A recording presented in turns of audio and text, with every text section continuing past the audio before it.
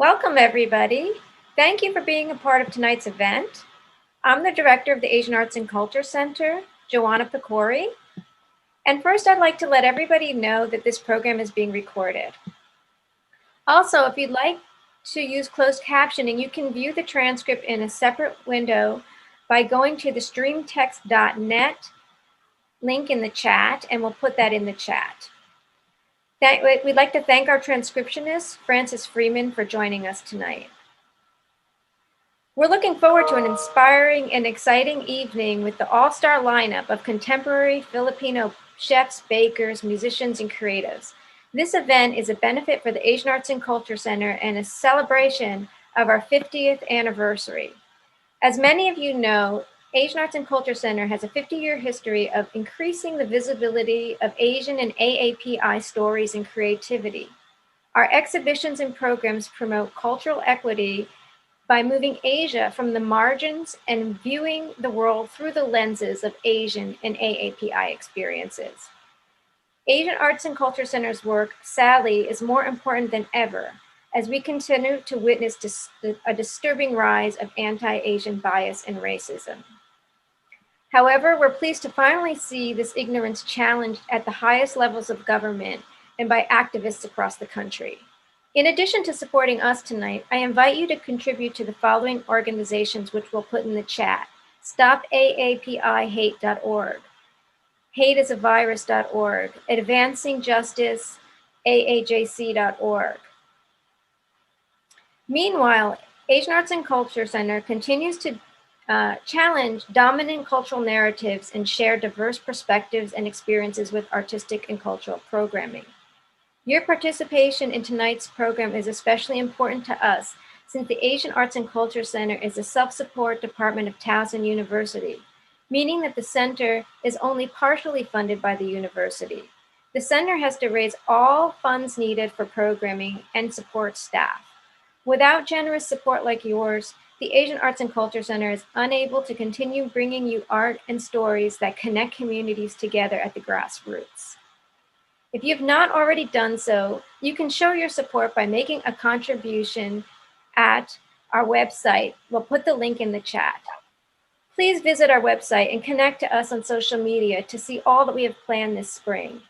We'll put those also in the chat, our social media handles and so forth, and our website.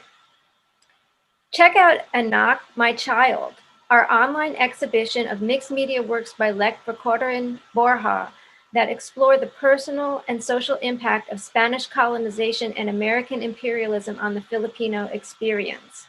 The web address is towson.edu/Anak. And mark your calendars for March 9th. We'll have a panel discussion, Filipino-American Diaspora, Self-Representations Emerging from the Shadows, featuring poet Luisa A. Igloria, artist Lech Vercauteren Borja, and authors E.J.R. David and Dwight Ong. Scholar and artist Marlo Delara will moderate the discussion.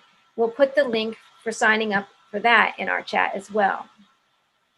Before proceeding with the program, I'd like to thank Nerissa Paglinawan, the Asian Arts and Culture Center Program Manager, for curating tonight's event, the Hustling Creative for co-producing the event with us, and all of our presenters, the Asian Arts and Culture Center Advisory Board members, and the College of Fine Arts and Communications Dean, who are here with us tonight. COFAC is what I'm used to saying. And I want to thank all of you who invest in inclusivity and dialogue across cultures and communities by supporting the Asian Arts and Culture Center. I now pass the spotlight to my esteemed colleague, Dr. Regina Carlo, the Dean of Towson University's College of Fine Arts and Communication. Good evening, everyone. On behalf of the College of Fine Arts and Communication at Towson University, I am honored to welcome you to the start of the 50th anniversary celebration of the Asian Arts and Culture Center. Asian Arts and Culture is a treasure in our college and in our community. It is a special place on our campus, a place where cross-cultural dialogue is nurtured within the context of respect and honor. a laboratory where a broad range of artistic and cultural experiences related to Asia are shared, and a community incubator where collaboration between visual artists, entertainers, and scholars blend the traditions of folk and fine arts. This evening's program is a multidisciplinary event curated by Nerissa Paglinuan, and I had pronounced it a different way, so I apologize. But Nerissa is a talented member of the artistic staff of our college. She is beloved. Nerissa, thank you for your dedication to the center, your passion for this work, and for bringing all of us together, these artists and community members. A special thanks to the great Joanna Pecora for your extraordinary leadership and your excellent stewardship. Thank you to our board of directors for your contributions to the center. I encourage all of you, if you are able, to give to our Asian Arts and Culture Center. I had to learn this as a very young, in my 30s, that no gift is too small. With your gifts, we can continue this extraordinary programming of cross-cultural dialogue, community collaboration, while shining a light on the beauty of arts and culture of Asia. Thank you so much. Enjoy the evening. Thank you, Dean Carlo. Magandang gabi sa inyong lahat. Salamat sa pagpunta ninyo sa ating Salu-Salo. And I will end my very limited Tagalog with that. I feel so lucky to have had this opportunity to curate this event celebrating Filipino-American culture and in celebration of the Asian Arts and Culture Center's 50th anniversary year. Thank you so much, Joanna, for tasking me with this project. And thank you to all the AA&CC board members who are with us tonight to share why they love the AA&CC and what we do. I've had the good fortune of growing up in a supportive, tight-knit Filipino-American community here in Maryland. And I have to say, I think I remember half of my preschool class was Filipino. And Filipino-American culture and heritage and food and music and the dancing and everything has been so much a part of my life and my growing up. And we have such a strong Filipino-American community here in Maryland. And I'm so excited to share my Filipino heritage and culture with you all tonight. And it is so good to see many of my titos and titas and friends and family here on this, at this virtual Salu-Salo. I'm so pleased to introduce the host of our Salu-Salo. Sophie Florendo-Stevens is a culinary professional based in DC. She is on the board of the Katipunan Filipino-American Association of Maryland. She's the daughter of a Towson University alum, and she happens to know personally all of the chefs featured tonight. We recently learned that Sophie happens to be my distant cousin. Welcome, Sophie Florendo-Stevens. Thank you, Nerissa. Mabuhay. Welcome to all of you. I'm honored to be your host this evening in celebration of the Asian Arts and Culture Center's 50th anniversary. And on behalf of the Katipunan, the Filipino-American Association in Maryland, and as a member of its board, I'd like to offer our congratulations to the AA&CC on achieving this important milestone. We just had ours last year. So you're in good company. We've paved the way. Ours was 2020, 2021 might be a little easier for you. So kudos to all of you who have made it happen for the AA&CC. Thank you all so much for joining us virtually in support of the AA&CC's work to make cross-cultural connections, cross-community connections, and to promote Asian and AAPI stories and creativity. If you haven't already, please make a donation so that the AA&CC can continue this important work for another 50 years. I'm excited to share with you in this virtual Filipino-American cultural feast, presenting new takes on a variety of Filipino traditions in food, music, and fashion. I am especially excited to introduce our first featured chef, who is especially near and dear to my heart. She's my Lola. You may know her, Sony Robles Florendo. more as her recent work as an artist, with her work featured in AA&CC's recent Asia in Maryland and Asia North exhibitions. This is one of my favorite paintings of hers and the inspiration for my outfit tonight. Tonight, she revisits her culinary roots. Some of you may remember her restaurants in the Baltimore metro area that served up signature dishes of the Philippines in the 1980s and into the 90s. Here to represent a seafood dish, haring dagat, featured in her cookbook, Signature Dishes of the Philippines, is my Lola, Soni Robles Florendo. Her sous chef tonight is my uncle, Luis Florendo. It's also his birthday today, so please join me in wishing my Tito Luis a happy birthday. Hi, and good evening. We're here with restaurateur, Baltimore restaurateur, and cookbook author, my mother, Soni Florendo, who wrote the book Signature Dishes of the Philippines, and we're going to be doing a recipe from the book called Haring Dagat. Haring Dagat means king of the sea, and as you can see, we have a smorgasbord of seafood, of Maryland seafood, and the Philippines, and we're going to cook it in a Philippine style with ginger and coconut milk, and it's going to be a very wonderful festive dish, but also quite easy to make. So Mom will show you how she does it, and she'll tell me, and I'll do it for her. Okay. Say something about the dish, Mom. This dish is a simple dish composed of many seafood found in the Philippines. As you know, the Philippines is a country with a lot of waters, and so seafoods are abundant, so as in Maryland. This dish can use as many seafood as you can possibly get, you know, and it is always a very pleasant meal. It is also known as our seafood boil, like the New England boil or Maryland seafood boil. It's similar to that, but the twist of Philippine taste. So we go on now with the preparation of this dish using available ingredients both in the Philippines and in Maryland. I hope you will enjoy it.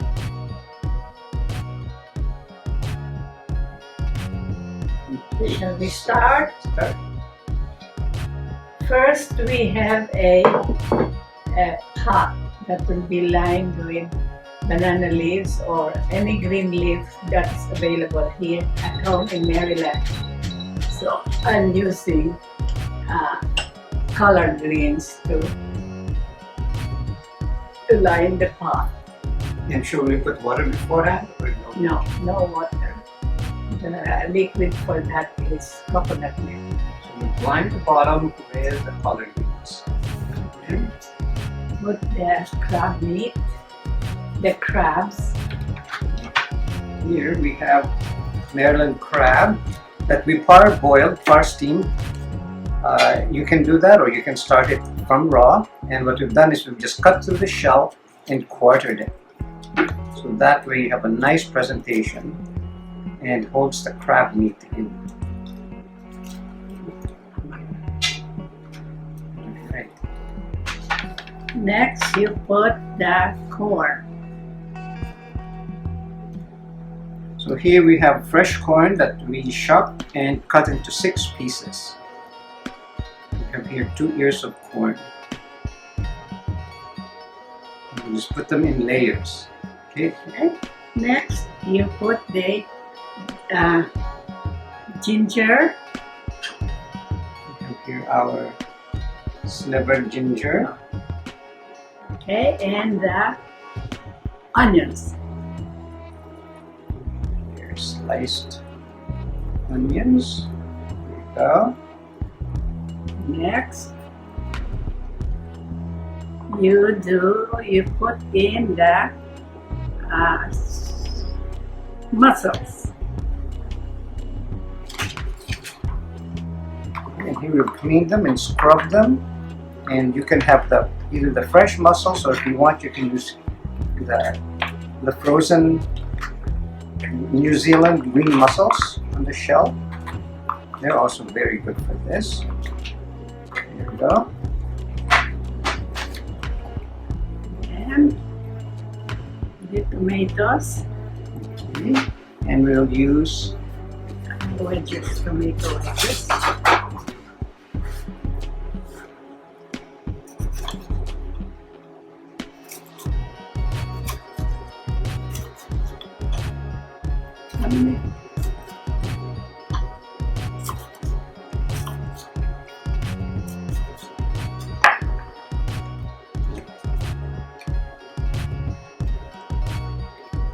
Some more mussels.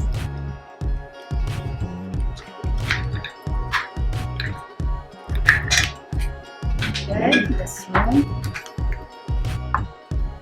We have some wonderful shrimp with shells, and these have heads, but you can also use them headless. But it's nice to use them with the shell, so that, again, it holds the shape and makes a really nice presentation that way. There you go. Let's put there. Squid. These are squid rings. We've taken out the skeleton inside and just made them into nice big fat rings. There you go. Put a couple of the tentacles if you like. These are also really good. Okay. Here we go. And now, what's our last step?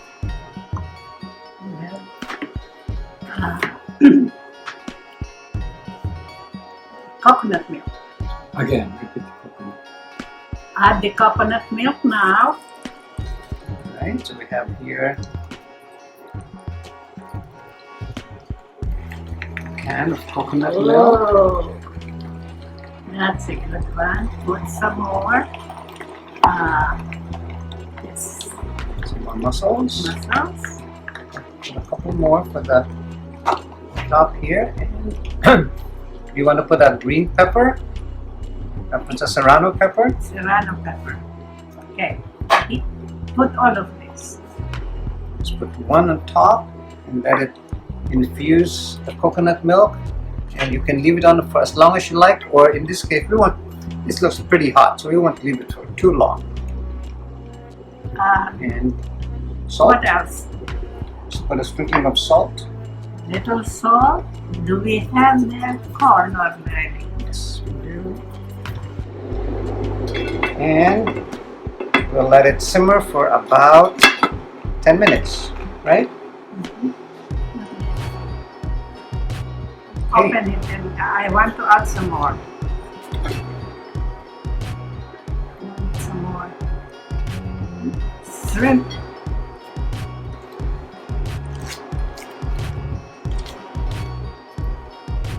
Spread it. All right. That's it. Okay. And we'll just simmer this and cover it and Brisk oil.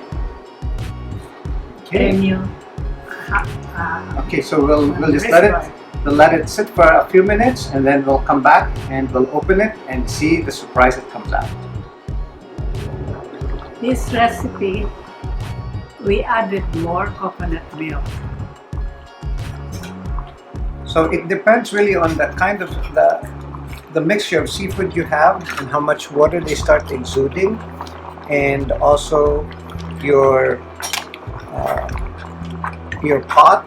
So, you know, if you need to add a little bit more coconut milk, feel free to do so. And if you want a lot more sauce that you can eat with your rice, then you can do it.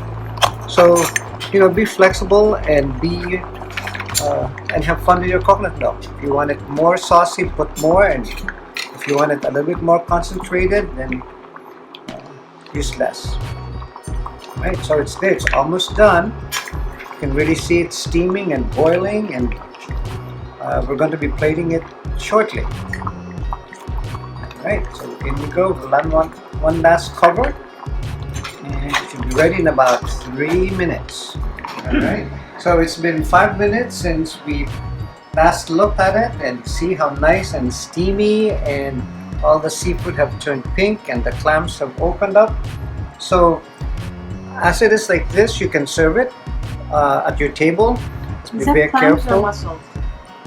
Mussels. Okay, so exactly like this makes a wonderful presentation. Just go ahead and serve it, and in fact, when you bring it to the table, keep the lid closed, and as you present it to your guests, just make a big wham and let all of the aromas waft out with the steam. Well, thank you to my Lola and to my Tita Luis for cooking up that amazing dish. Now that the chat is really going, I can see that we're a very saucy group and we are all pro coconut milk. So I think that we can all just eat from the same pot as long as there's enough coconut milk for everyone. And a special shout out to my mama, Suzette, who shot the video and wanted to know if there were really clams in there. So I guess we should add some clams for her. Thanks, Mama. Is everyone ready for the next course for tonight's feast? Let's head to Richmond, Virginia to meet up with Maryland native chef Mike Ledesma, whose Filipino heritage continues to inspire his cooking. Once a financial advisor, Mike made a career change in 2002 when he enrolled in culinary school in Hawaii. Since moving from desk to kitchen, he's worked under Iron Chef Roy Yamaguchi and has brought his passion for food back to the East Coast. This award-winning chef's first restaurant, Perch, blends Pacific-inspired flavors with the Virginia spirit that locals and visitors alike rave about. Mike is an old friend, and we work together in Baltimore, and I've been down to Perch. I'm a big fan, and it's well worth the trip to sit at Chef Mike's table.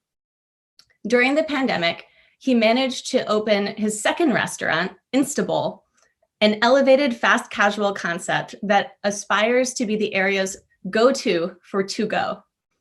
Tonight in the Perch kitchen, Chef Mike will cook up some pancit and whole fish for our Salu-Salo.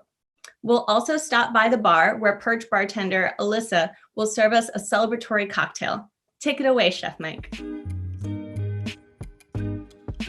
Kamusta po? We are doing a traditional Filipino dish called pancit.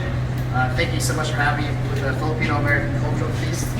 Our ingredients today is chicken. I'm using chicken thighs, a cup of celery, a cup of julienne carrots, a cup of red peppers, soy sauce, garlic, onions, oil, a little bit of chicken stock, pancit bihon, salt, pepper, and garnishing with scallion and lemon.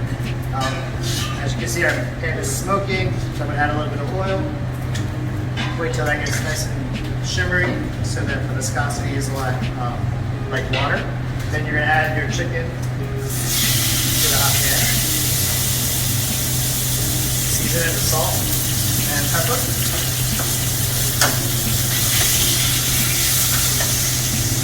We're going at medium-high to high heat.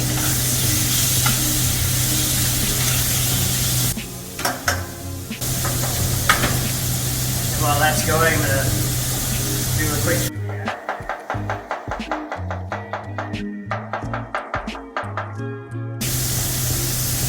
And then we're going to cut the scallions on a bias so we have a nice garnish for later. A bias is a long cut, like this.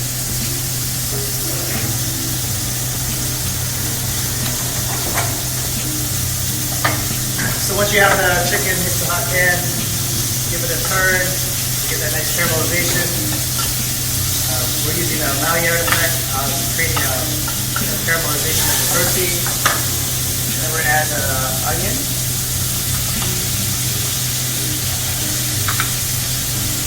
The celery. The garlic. Pepper.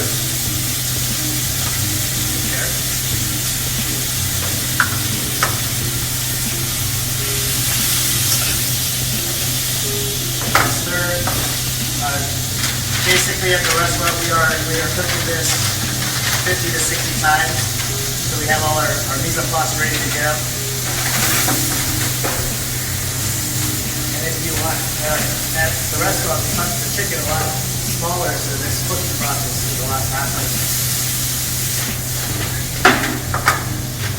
Then we're gonna add a little bit of noodles.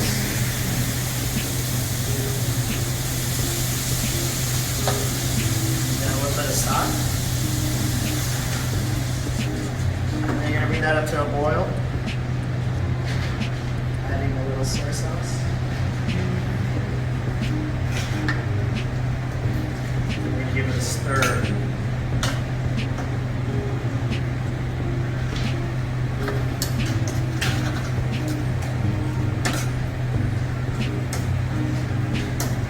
So usually in our families all have different flavor profiles and different recipes. Variation of this, we add shrimp, and then there's egg, and then sausage, some lapsang Chinese sausage, and really it's just a great way to utilize a lot of noodle dishes to feed. A little bit of protein feeds a lot of people. Grab a bowl.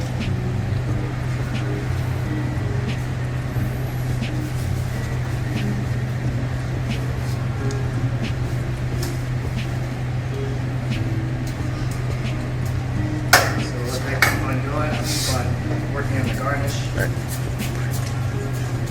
Right corner.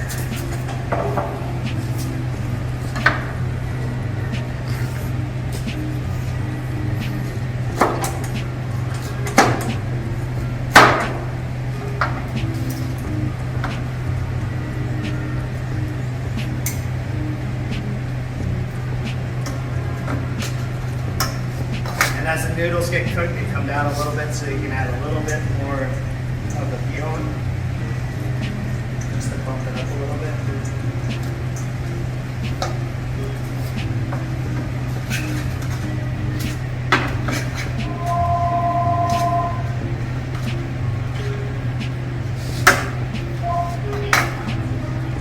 It's ready to plate.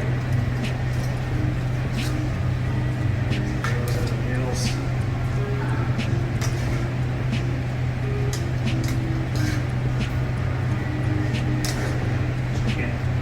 Vegetables, garnish it with a lemon, and some scallions, and voila, salamat. Hi, welcome to Perch RVA. Today I'll be making an island copter for you. So we're going to start off with 1 ounce of blue curacao,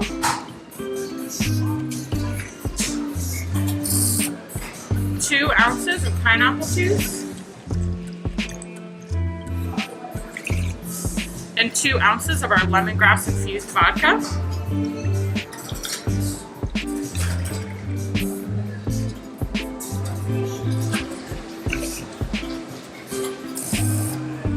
Alright, fill it up with ice and give it a hard shake.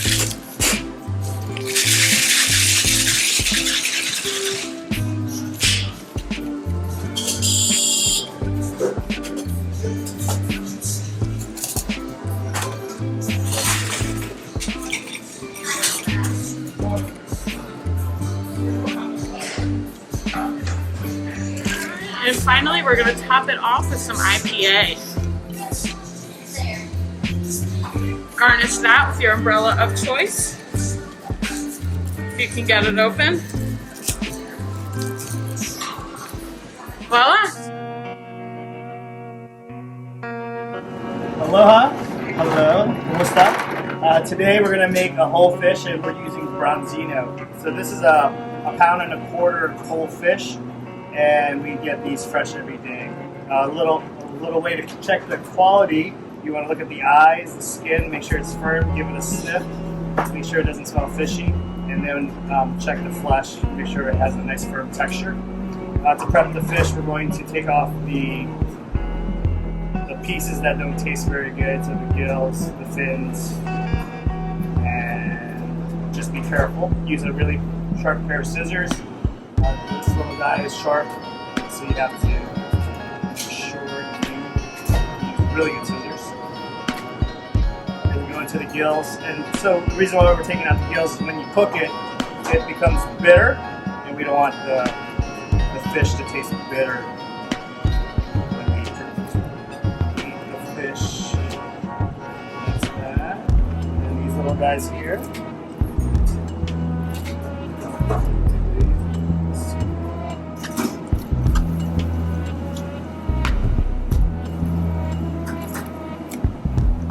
And she's all clean. Basic preparation. We stuff it with lemon, shallots, a little bit of thyme, salt and pepper. Then we're going to score the fish. That just gives it an even cooking when it goes into the oven. It gets nice and free with a little bit more salt, a little bit more pepper. We are cooking this in Perch. It's in Richmond, Virginia, and we're going to go into a 600-degree oven. So we're going to take this fish, come over.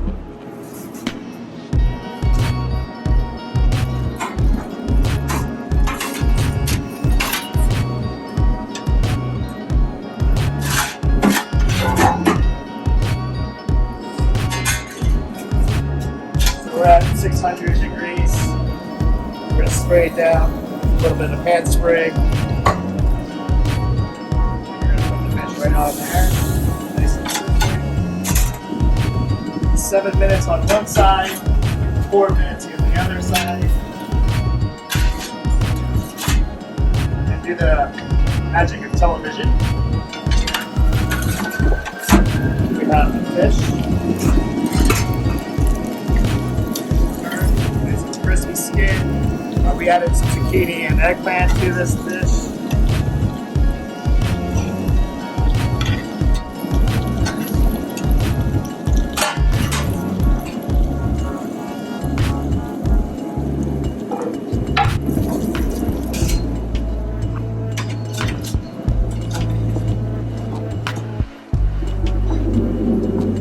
And plate it with some fried rice.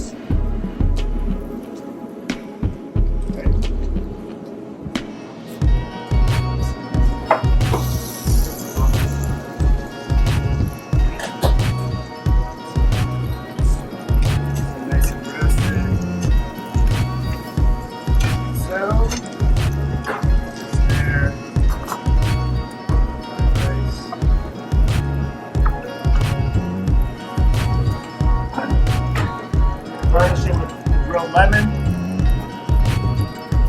extra virgin olive oil, Celtic sea salt, another grilled lemon. It's pretty. That is the whole fish. We usually serve it also with a little bit of suka, garlic, chili, vinegar. That is how we do our fish. Salamat.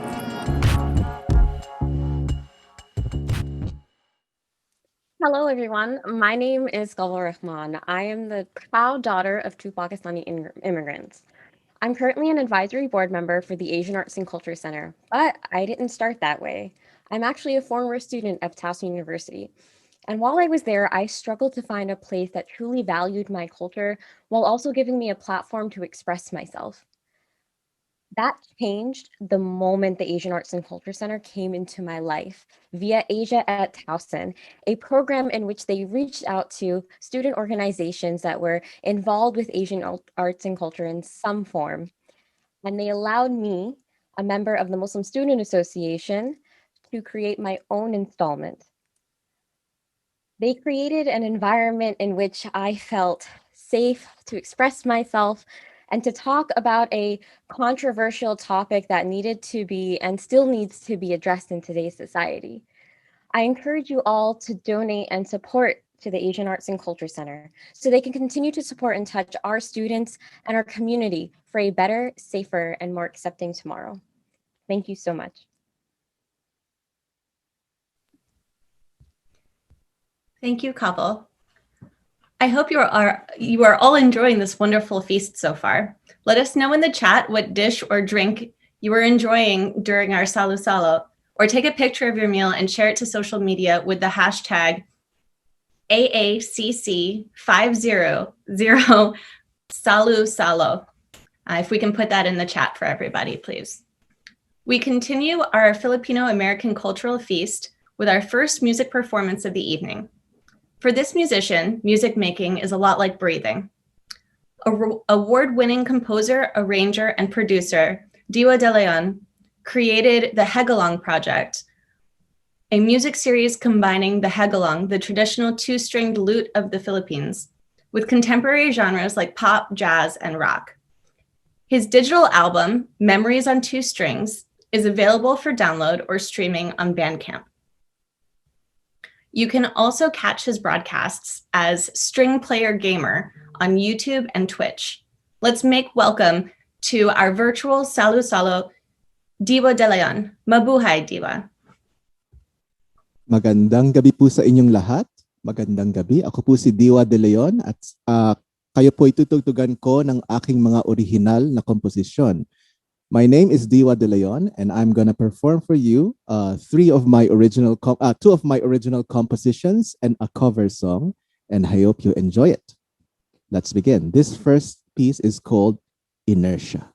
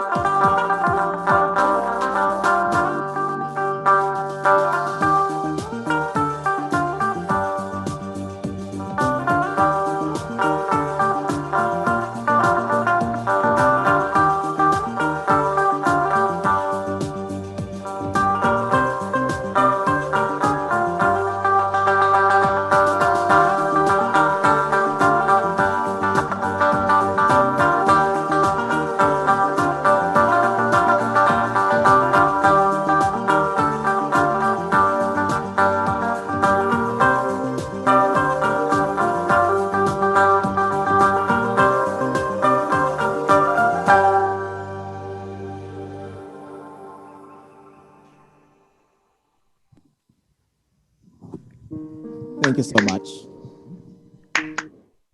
That piece was called Inertia, and this instrument is a two-string Philippine instrument called a hegalong. Sometimes it is also called a kudyapi or a kutyapi, but this is a kind of my own modernized version of the instrument.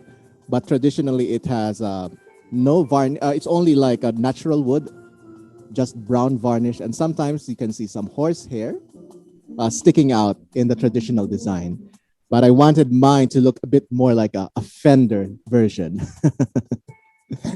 The next piece I'm going to play is called Evolve. I hope you like it. This is also an original composition.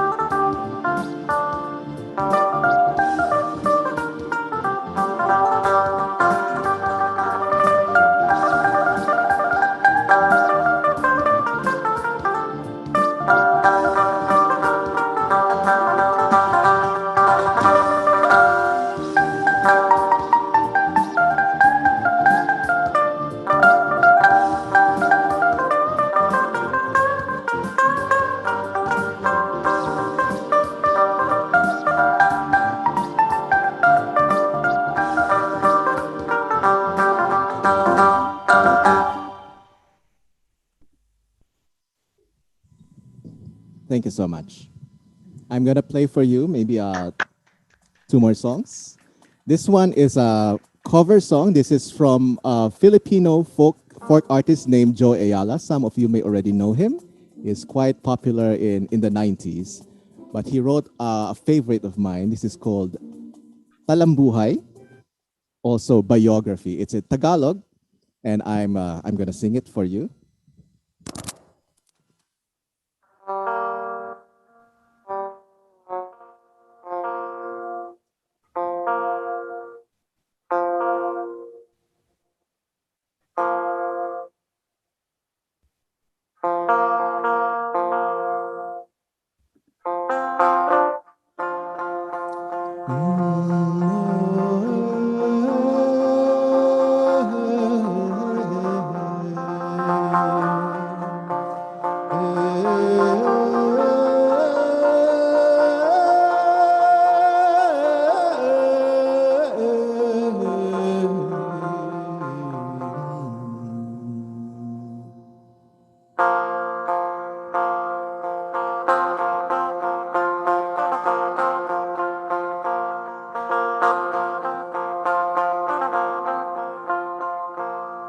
Noong ako'y sambata pa, ako'y nagtataka kung saan nagmumula ang ilaw tuwing umaga. Tinuro ni ang bilog ng araw, kasama sa dilim at kalungkutan.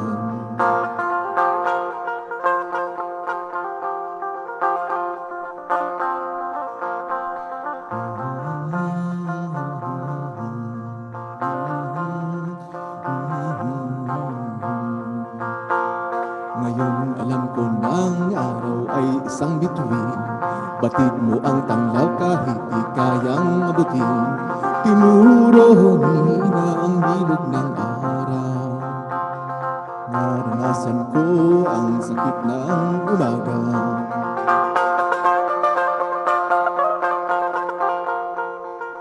Araw sa umaga, bituin sa gabi, tala ng buhay, kasama sa dilim at kalungkutan. Hey,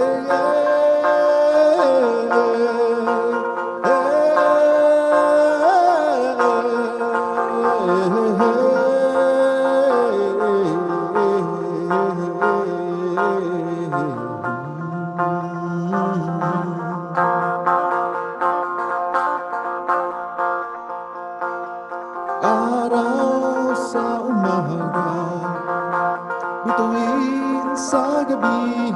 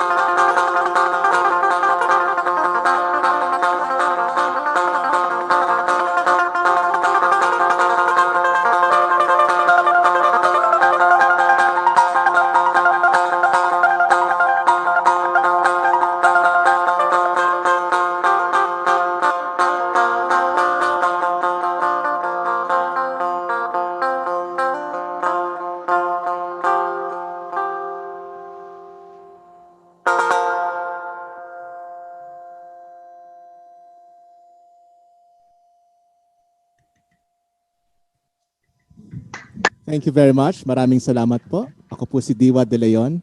Magandang gabi po sa inyong lahat. Maraming salamat. Thank you, Diwa. Next, we welcome AA&CC board member Shotoke Talefero, who will share his favorite AA&CC moments and why it's so important to support the AA&CC through the next 50 years.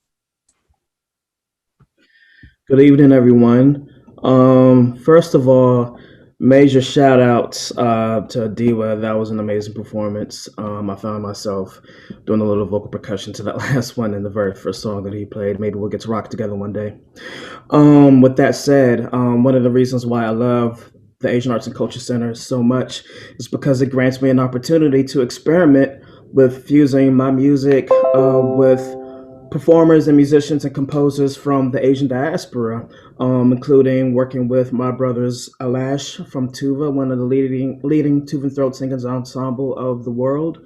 And it gives us a chance to advocate for other cross-cultural collaborations stemming from the Asian diaspora, not just Alash, but including Tatsuya Nakatani and the Nakatani Gong Orchestra. And one of the most impactful experiences working with Asian arts, seeing them bring the Drepung Losaling Monastery, the Tibetan monks of the Drepung Losaling Monastery in 2017. What an amazing mandala residency that was. I'll never forget it. I can't wait for them to come back. I wish they were here every week. But with all of that said, to witness how much has been accomplished, and not just the last few years, but over the course of the last 50 years, now more than ever is the time to give our support to the Asian Arts and Culture Center so that they can continue to be this small and mighty force for the Towson community and beyond, and so that they can continue to be a major force moving through the next 50 years through the 21st century. So if you have it in your heart to give the support, and if you want to see more amazing artists like Diwa, who just performed, and more amazing next level transcendental collaborations and experimentations, give your support and show your love. So yeah, thank you very much. And I believe it's back to you, Sophie. Is that right? Cool. Thank you. Yeah, thank you, Shotoke. Thank you. We continue our cultural feast by traveling virtually to the Philippines for a tour of Anthill Fabric Gallery. Based in Cebu, Anthill is one of the earliest pioneers of the indigenous textile movement in the Philippines. Their slogan is "Wear your tribe, wear with pride," advocating for the beauty of Filipino heritage and its rich weaving traditions. Anthill Fabric Gallery creates a contemporary fashion that respects Filipino heritage, indigenous weavers, and the environment. It celebrates Filipino identity through heart-woven cloth and transforms traditional Filipino weaves into contemporary and zero-waste design for everyday wear. Anthill co-founder Anya Lim will take us on a tour through the gallery, where we will learn more about Anthill, their weavers, and their heart-woven cloths and patterns. Hello, my name is Anya Lim. I am the co-founder, managing and creative director of Anthill Fabric Gallery. Anthill is a social and a cultural enterprise in Cebu, Philippines, and we work to provide sustainable livelihood to our partner weaving artisans across the country. We do this by applying our weaves in contemporary and circular design, and also building the capacity of our partner artisans so that one day they become independent and self-reliant entrepreneurs. We do this by transferring business skills, providing trainings in product design and innovation, a Master and Apprentice program, and also financial literacy program, among others. Welcome to Anthill. Today I'm going to give you a tour of our gallery, showcase to you all the different beautiful weaves we have in the Philippines, and tell you the story behind our patterns. So let me start off by sharing with you our brand mantra. Anthill is actually an acronym for Alternative Nest and Trading or Training Hub for Indigenous or Ingenious Little Livelihood Seekers. A bit long, but it encapsulates what we do, which is really to provide sustainable livelihood to our partners. In our mantra, I want to put emphasis on the value of how we want to be able to connect to our proud weavers, or our customers as we call them, and really honor the connection between the weave wearer and the weaver. So we always say, know who made your clothes, how they're made, and what they are made of. Wear with intention and honor the connection. Historically, our weaves were considered by our ancestors as their second skin, and we find that to be so beautiful. We imagine our ancestors crossing land bridges wearing traditional wear with unique patterns and designs in their fabrics and in their clothing, and they are able to identify themselves because of that. So in different regions, they use the different materials that are endemic to their region or indigenous to their region, and a lot of the patterns and symbols are also representative of the landscape or of the stories of their different tribal communities. So I will walk you through our different partners. We actually work with different communities from up north to the southern part of the Philippines, and that's also the beauty of our work in Anthill, because we're able to really immerse ourselves in rural, indigenous, and urban communities. So we have what we call our direct partners, and these are the ones that benefit from our program. But we also have textile partners, which we support through market access. So all in all, roughly we work with about 700 artisans. This includes our seamstresses and production partners. But currently we have probably around 300 active weavers across the country. So up north, we work with a community called Mang Abel Ti Abra. So they are the weavers of Abra. And these photos show the intricacy of weaving. So here is one of our elder weavers, and she is preparing the warp of the weave to be set up in the loom. So this is the design process. And then they set it up in the loom, and then they spindle the weft, which is the fabric or the thread that goes left to right of the weave. What is very unique about Abra is this pattern called binakol. And if you look from afar, you can see like a geometric pattern, and they believe for it to have a dizzying effect that drives away bad spirits. So if you carry bad energy, you're supposed to feel some dizziness. These other geometric patterns, like the plaids and stripes, are traditionally used as skirts, or what they call tapis. I will show you a larger version of the binakol. So this is the binakol, and they usually are only able to weave for as long as 23 width, which is like the length of their arms that has a capacity to weave. I'm also wearing a traditional Filipina blouse that's also made of binakol. So this is a very popular weave among our customers, and we've also been able to revive the use of this weave. Historically also, our ancestors believed for these weaves to protect themselves from bad weather. So they were used as sail on boats to protect them from bad weather or from typhoon and whatnot. So that's it. And then our second community is from Mindanao. They are an indigenous tribe. They're called the Daraguyan Bukidnon tribe, and they belong to the 7 tribes of Bukidnon. So it's also interesting and unique about this community is that to them, weaving is a very spiritual practice. They're a very profound and poetic community. So prior to them weaving, they have to perform a ritual of thanksgiving for the gods for providing them abundance in the forest. And this particular community uses natural fiber called abaca or Manila hemp. It has a rough texture, but even if it's rough, historically they actually wear it as vests or short pants. The men would wear them as that. So only women are allowed to weave this fabric. Men are only able to help in the harvest of the abaca. So they would strip the fiber from the bark of the tree, dry them, and then they would also use natural dyes such as guava leaves, ashwete, indigo, turmeric to achieve different colors of the fabric. And this one takes a bit longer than usual in terms of weaving because it has a more meticulous process. And also after they weave, they would still have to perform another ritual of Thanksgiving. The particular weave abaca is also very sensitive to weather, so if it's too hot or during summer, there's a tendency for these fibers to break easily, and so they would have to keep knotting them to be able to weave them again. The next weave I want to share with you is the tinalak.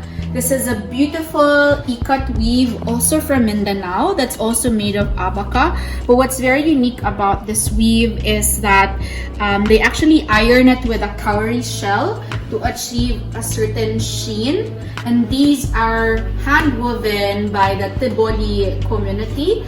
And the weavers are known to be dream weavers. So the patterns are said to appear in their dreams as gifts, and they manifest in these beautiful ikat patterns. So these are all naturally dyed, and this is from Lake Cebu, South Cotabato. So our last community that I want to talk to you about is from Cebu, from where we are. And they are a community, rural community in the countryside called Argao. It's a town called Argao. And they have become our textile innovation and research center. So with them, we have collaborated with them in weaving upcycled fabrics, and we call them our zero waste weaves. They have largely been influenced by the Spaniards.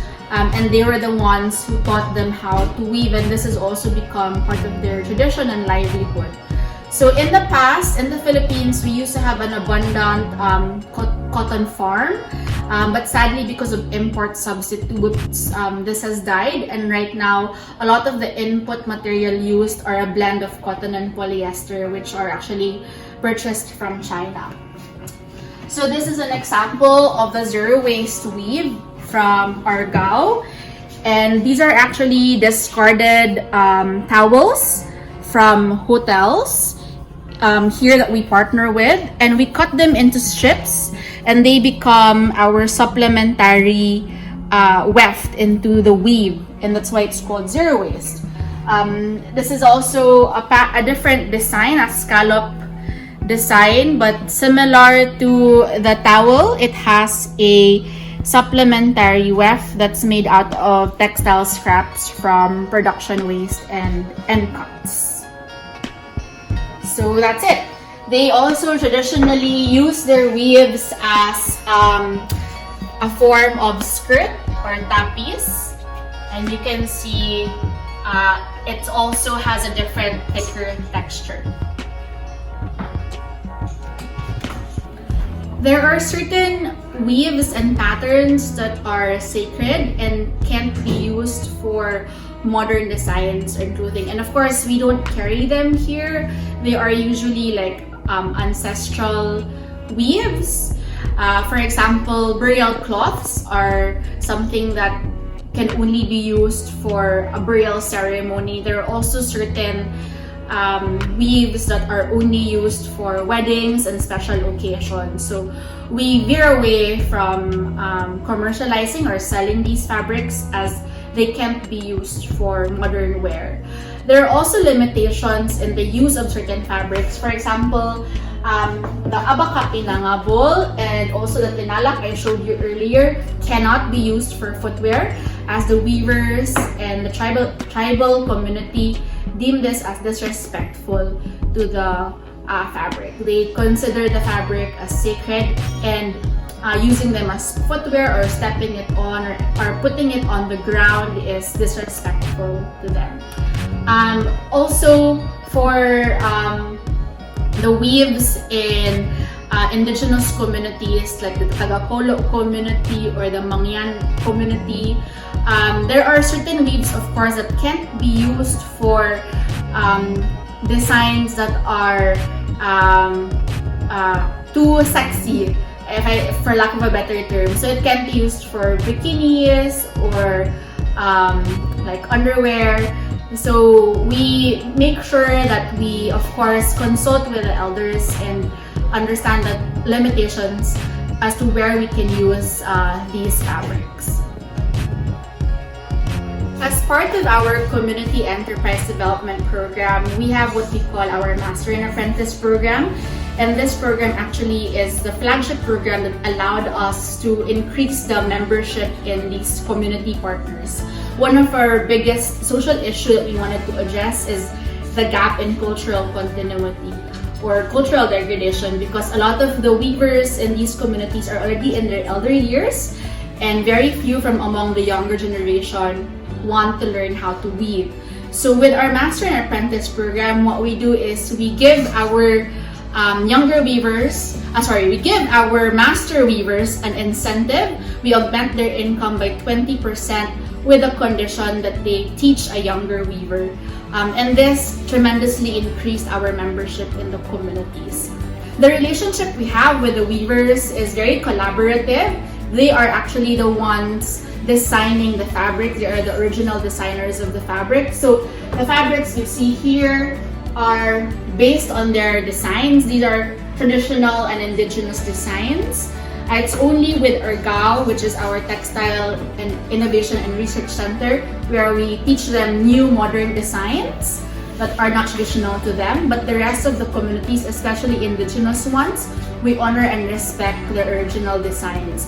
Our inputs are mostly just in the colors. So we tell them, these are the colors of the season. We also give trainings on how they themselves can create mood boards and design the color combinations themselves based on the colors of the season. So it's very collaborative.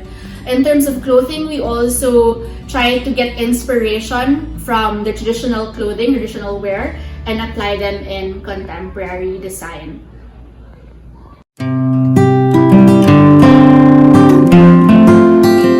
Ako si Natividad Kiday, galing Bulbulala, Lapasabra. Kami po ang nagwiwib ng mga canterines pattern po, binakol, yung checkered po. Sa community po namin na tinatawag namin mga Abeltabra ay meron kaming 50 po na membro sa lahat-lahat po. Nag-umpisa kami ng ano lang, nung malit lang na 6 lang po kami noon, sir. Pero ngayon dumami ng dumami kasi magandang hanap buhay itong pagwiwib po. Ako si Salome Tarino, gikan sa Daraghuyan Community, belong sa Bukidnon Tribe sa Malaybalay City, Bukidnon.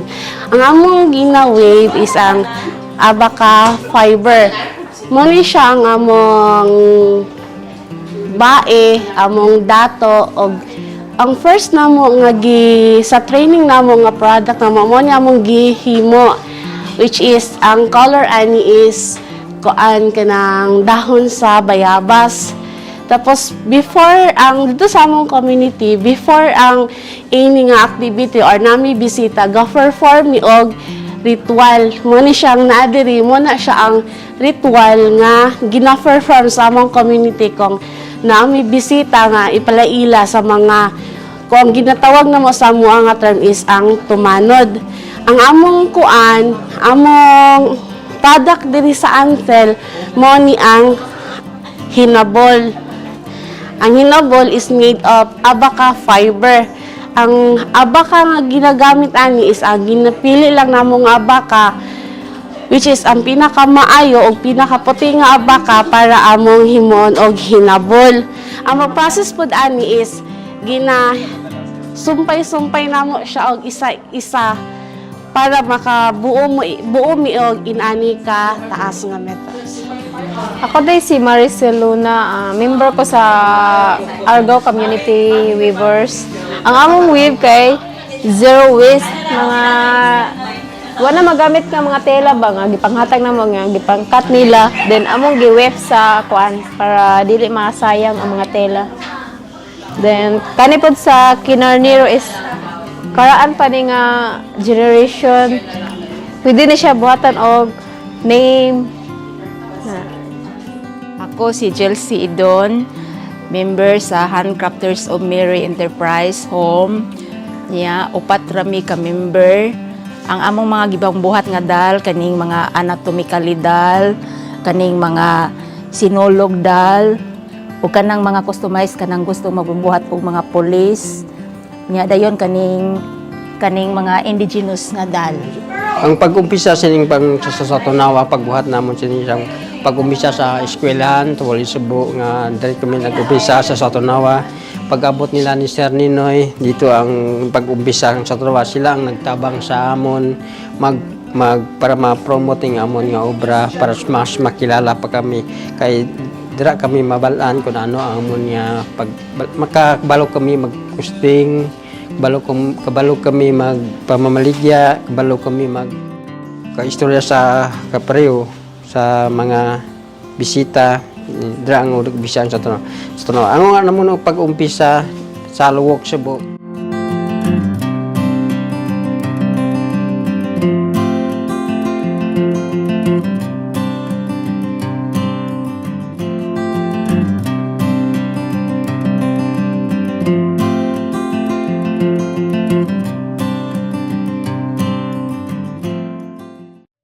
Good evening. My name is Jin Young Ko, and I've been working as an assistant professor in art education at Towson University and a board member of the Asian Arts and Culture Center.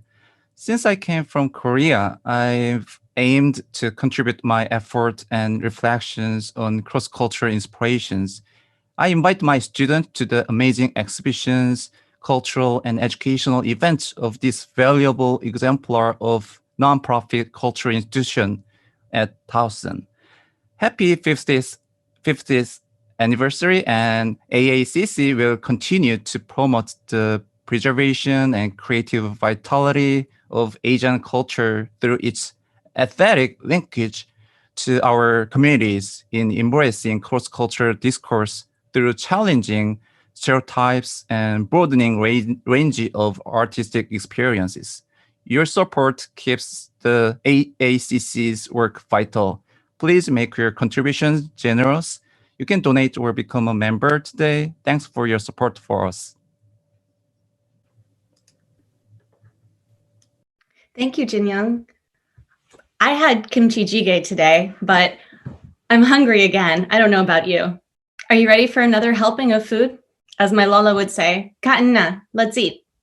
Here to cook up our next course is Chef Ray Eugenio, a native of the Philippines. He has always cherished his family meals as a time for togetherness and for sharing recipes that have been passed down from generation to generation. The menu at Chef Ray's new restaurant, Heritage Kitchen, located in Baltimore's Whitehall Mill, offers a glimpse into and a taste of the Philippines, reflecting the heritage of Chef Ray's culinary journey. Chef Ray welcomes us into his home kitchen to pass down his recipes for two ever-popular Filipino dishes, adobo and lumpia. Hello, I'm Chef Ray Eugenio. I'm the chef owner of Heritage Kitchen at Whitehall Mill, located at 3300 Clipper Mill Road. Thank you, Towson University, for allowing us to share some of the foods of some of my favorite foods from Filipino cuisine. So today I'm cooking from home, and I'm gonna cook chicken adobo and beef and shrimp lumpia. Right? Okay, so I'm gonna start off by seasoning the chicken with salt and pepper.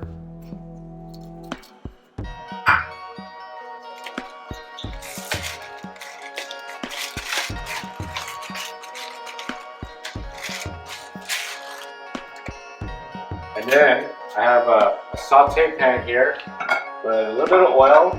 And I'm gonna brown the chicken. Not cook, I'm just gonna brown the chicken. It adds, for me, I feel like it adds more of a deeper flavor in the dish itself as it's braising.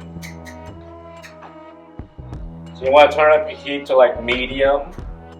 heat. I've had this on, so it's a little bit warm right now. The season side down first.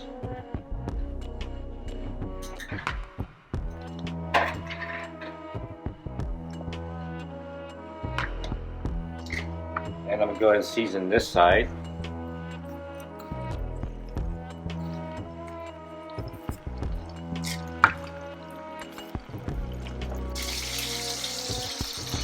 Okay, so while the chicken is browning, what I'm going to do in a medium-sized sauce pot, I'm going to go and saute like the onions along with the bay leaf, black peppercorns. Adding the bay leaf and black peppercorns helps bring the flavor out in its natural oils.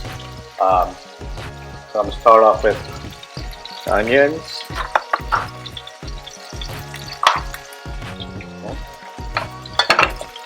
Just going to sweat that along with the garlic.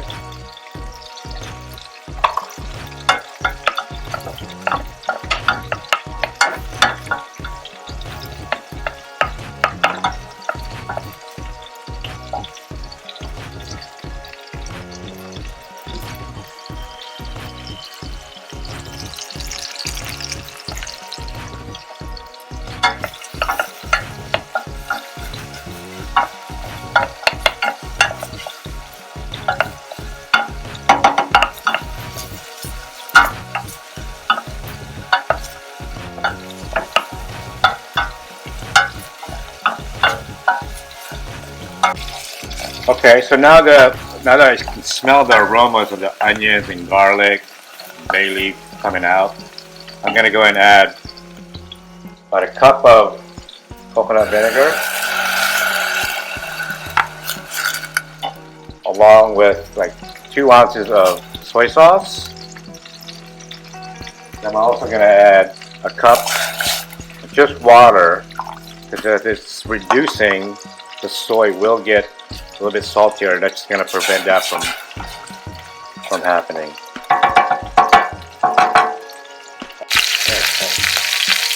Alright, so now that we got our chicken pieces here, like a nice slightly brown. Alright, I'm going to turn off the heat. Then I'm going to transfer it into our liquid mixture here, the double liquid.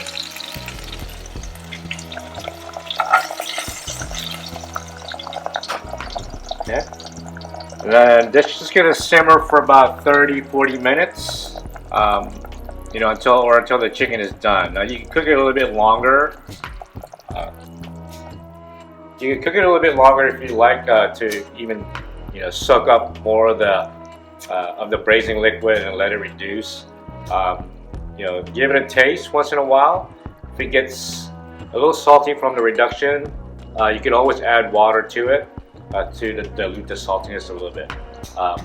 But this is the chicken adobo.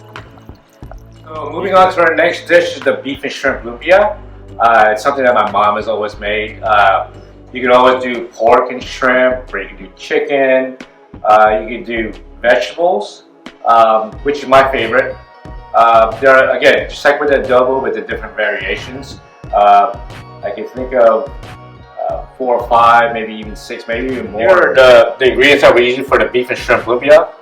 We have our ground beef, which is like 93% lean and 7% fat. Scallions, the shrimp that has been chopped up, water chestnuts, shredded carrots, some soy, salt and pepper, and an egg. Okay, so we're gonna go ahead and add all the ingredients in. Starting off with the beef. Alright. And add all the shrimp.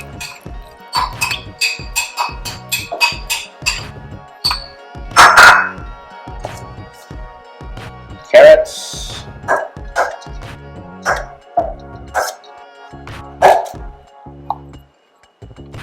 Green onions.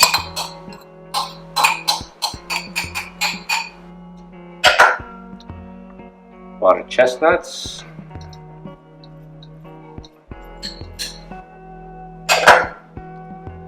Okay. Soy sauce.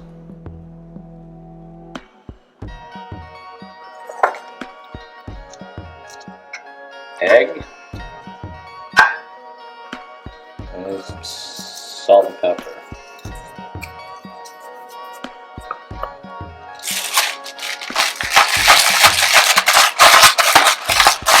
Okay, so we got all the ingredients in the bowl, and we're gonna mix it thoroughly.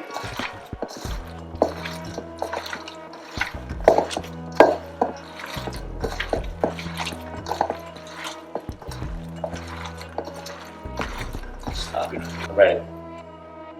Okay, so now that we have our mix, all ingredients mixed, I should say, you want to let it sit for about an hour, just to let all the ingredients kind of blend in together. The type of spring roll wrappers that I like to use is this brand here. Okay, and you're going to need a little bit of raw eggs, just kind of whisked together to seal the lumpias itself. Okay, and I'm just going to use a spoon. I have 2 sheets laid out here that I'm going to do a demo on rolling. Start off with a little dollop in the center. Kind of spread it out. So this is actually called, this style of lumpia is called lumpia Shanghai. It's normally, the way my mom made it, the ends are never sealed or enclosed. There's usually a thin lumpia. Okay? So I'm just going to spread this as evenly as possible from one end to the other end of the wrapper. Okay.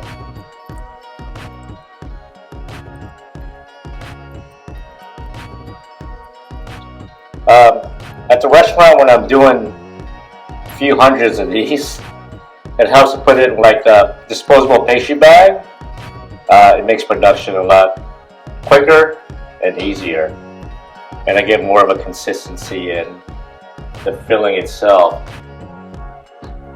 Roll the lumpias. Just gonna fold the one end over and kind of push it back, making the filling tight, and kind of evenly distributing the lumpia, the filling. And what I'm gonna do is have some whipped eggs. I dilute it a little bit of water because it gets a little bit too thick. So I'm just using my finger, just kind of rub a little bit on the top to help seal. Okay. You can use a brush if you like, if you have a brush, and just gently roll it, keeping it as tight as possible.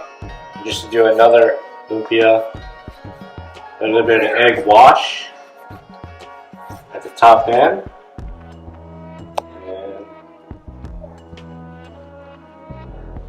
rolling it. Yep.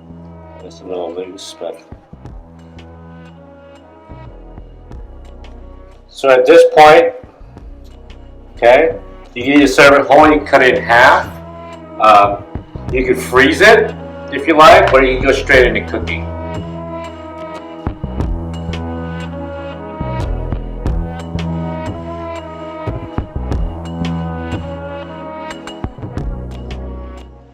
Hi everyone, thank you for being with us tonight. My name is Naya, and I am so honored to be part of the advisory board for AAC. It's great to be a part of an organization where diversity is not a buzzword, or worse yet, like some dry classroom curriculum that nobody ever wants to sit through.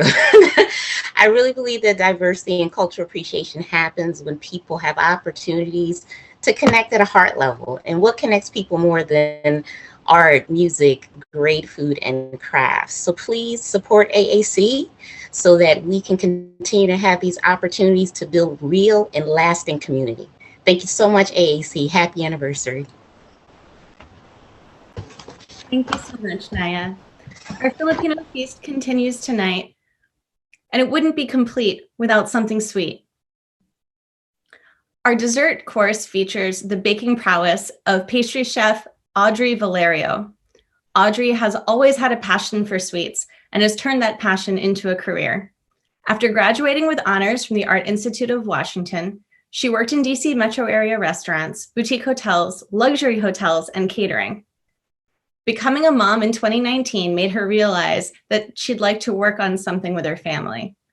Audrey, with her chef husband, Nuvi, started a small cake studio in Fort Washington, Maryland, and they hope to have a storefront in the next few years.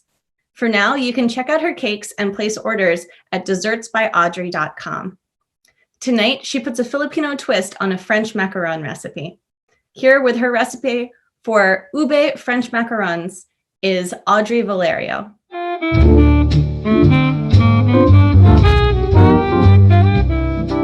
Hi everyone, my name is Audrey. I moved here from the Philippines in 2007. Like most pastry chefs that grew up with their grandmother, I'm one of them.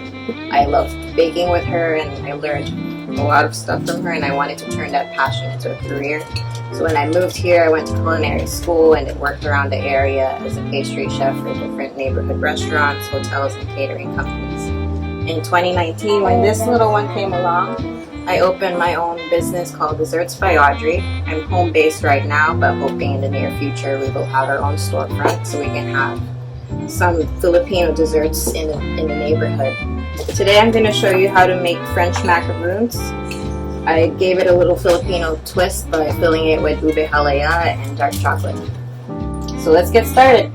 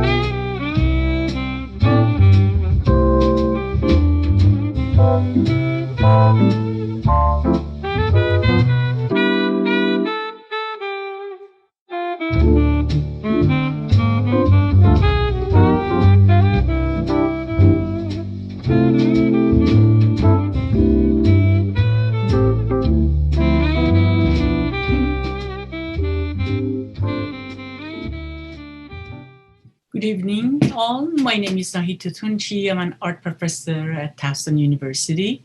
I joined the Board of Asian Art and Culture Center about 3 years ago and have attended many of its programs during my 16 years at Towson. I congratulate the center on 50th anniversary and commend the director, Joanna Pecore, and program manager, Nerissa Paglinawen, for their dedication and vision. The wide range of programs the center presents really display the center's mission, vision, and belief in diversity and inclusiveness on all levels. As an educator, I see Asian Art and Culture Center is essential to a higher education institution that believes in diversity and inclusion. I hope you'll join me in supporting Center's invaluable work with your donation tonight. Thank you. Thank you, Nahid. Those macaroons looked so good. And full disclosure, I already ordered mine from Audrey last night. I encourage all of you to do so as well. Is anyone out there enjoying an ube dessert or another Filipino dessert tonight? Share what you're enjoying for dessert in the chat or take a photo and post it to social media with the hashtag AACC50 Salu-Salo. Now we have arrived at the final course for our cultural feast. Kulintronica's fusion of kulintang, a Filipino gong instrument, with modern electronic dance music, is the result of a cultural awakening by a guitar and bass player from San Francisco's eclectic multicultural and multidisciplinary art scene.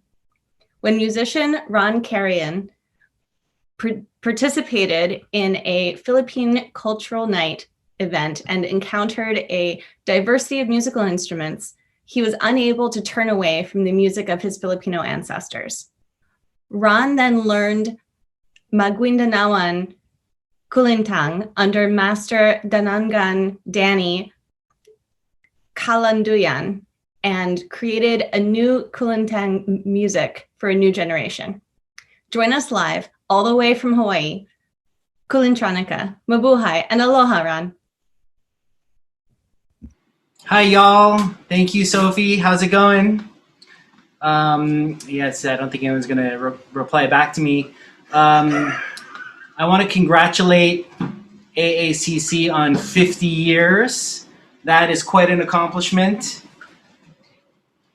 50 years ago, I think, well, I wasn't, I was just a sparkle in my immigrant parents' eyes.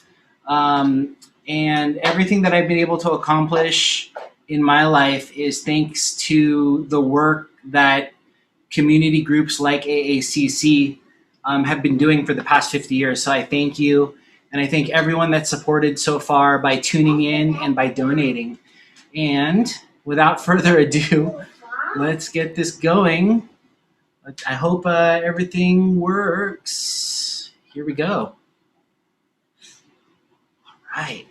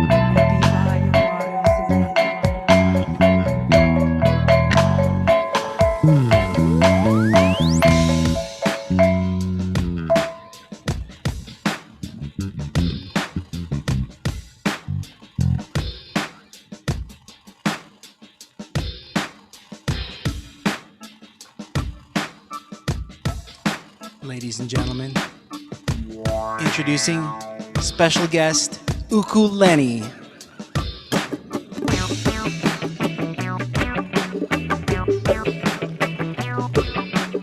It pays to be a house guest.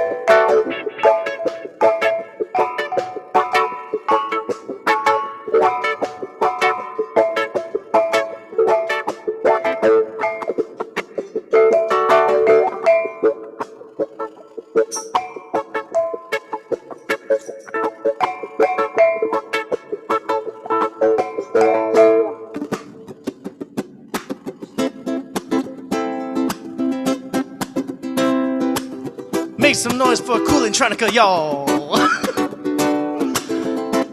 You know what we do at the end? We do the big collab.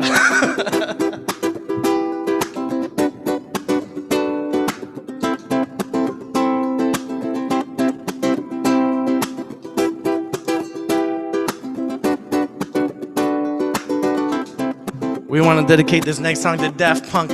3 decades in the service. Electronic music will never be the same because of Daft Punk.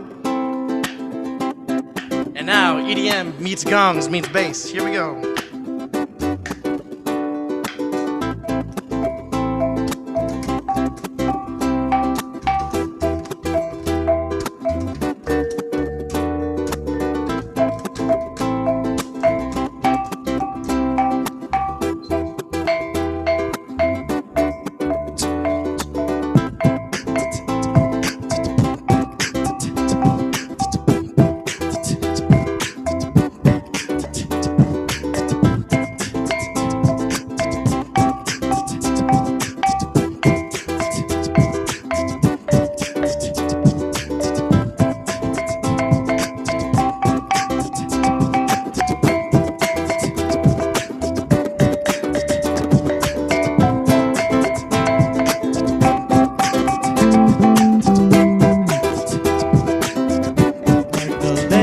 The phoenix all ends with beginning. What keeps the planet spinning? The force of love beginning.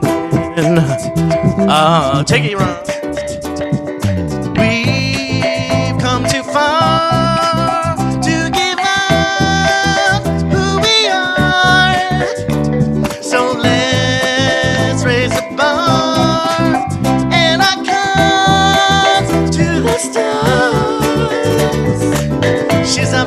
night to the sun. She's up all night to get some. I'm up all night for good fun. I'm up all night to get lucky. We're up all night to the sun. We're up all night to get some. We're up all night for good fun. We're up all night to get lucky. We're up all night to get lucky. We're up all night to get lucky.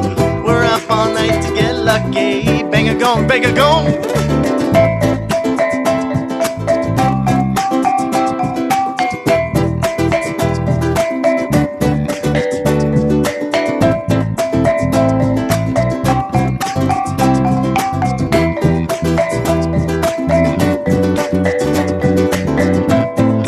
Make some noise in the chat for Lydia. Carry on, everybody. All right, up next we got the guy you all been waiting for, Cool and Trenica. Ready to break it down for you on the bass.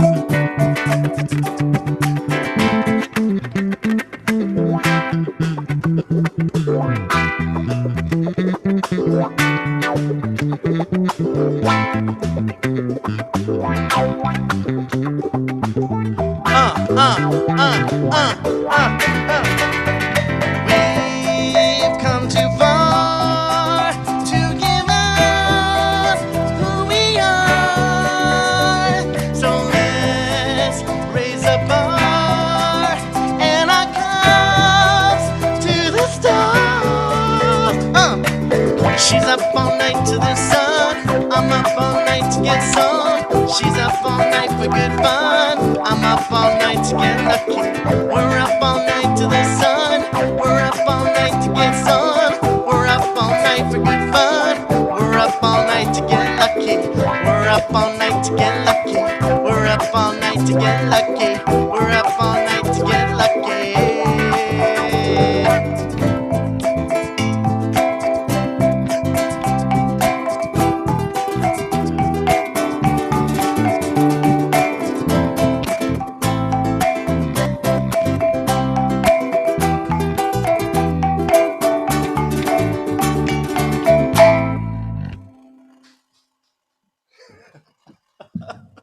Thank you. Thank you.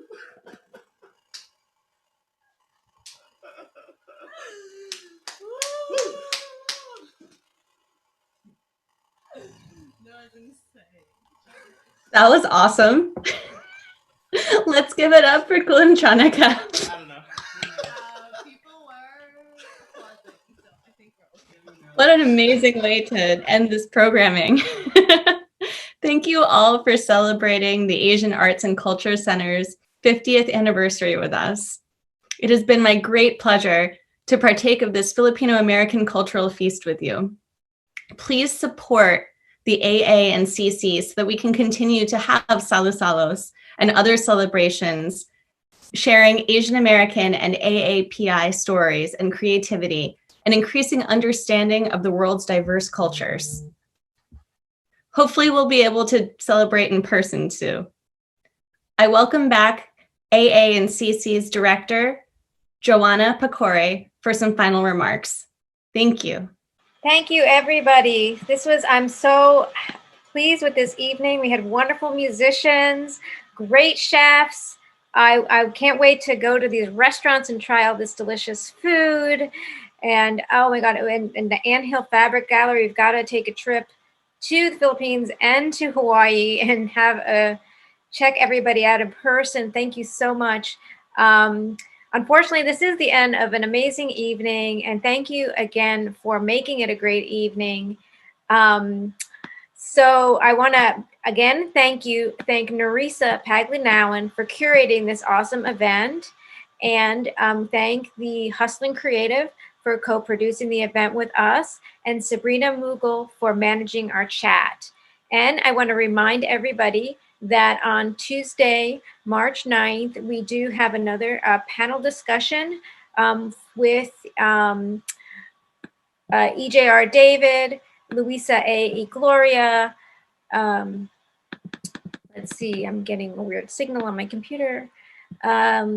Dwight Ong and Marlo Delara is going to moderate it, and Lek Verkadi and Borja will be participating in that. And this is all, we're doing this Filipino season this spring because we have this amazing online exhibition, Anak My Child, by Lek Vercorin Borja. And she weaves history with personal experience to draw out the broader contemporary Filipino-American stories of identity, displacement, trauma, survival, resilience, and belonging. And so one more time, if you have not already done so, please do show your support with a donation to the Asian Arts and Culture Center, and thank everybody who has supported us this evening and at any time in the past. I'm so grateful to all of you, and thank you all for joining us.